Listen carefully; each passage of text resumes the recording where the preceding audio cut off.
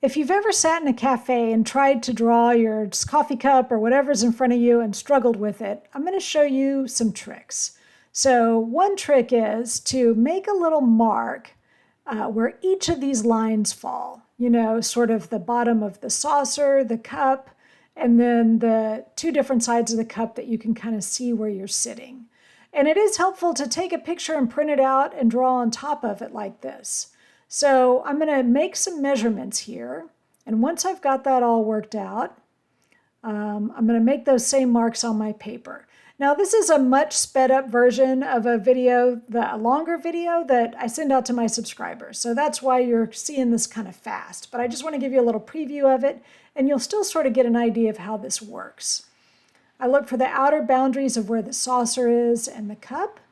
And then I can even, if I want to, give myself some extra little composition lines to help me with drawing these ellipses, these sort of semicircular shapes. It can kind of help if you have a horizontal and vertical line, because then you can compare the top and bottom and the two sides and just sort of make sure you've got it right. Once you get that in, it's not too hard to go ahead and get the rest of the cup in. But now I've got to do this with the saucer as well. You know, if I put those lines in, it just helps me see where that curve is going. And so my shapes are a little less wonky in my sketchbook when I do this. So, okay, you can see that we've got some basic shapes in place. And then it becomes pretty easy to get the handle just by looking at, like, where does this handle come out relative to where the saucer is. I'm looking at that little bit of negative space on the inside there, just that little empty spot. And if I just focus on drawing the empty spot, then the handle kind of falls into place. So this is a great way to practice drawing cups and saucers and other things that you might have in a coffee shop. And if you do it with photographs and get comfortable with these techniques, it'll kind of become secondhand, and you'll get to where, you know, maybe you're not doing quite as many little composition lines to help you figure it out.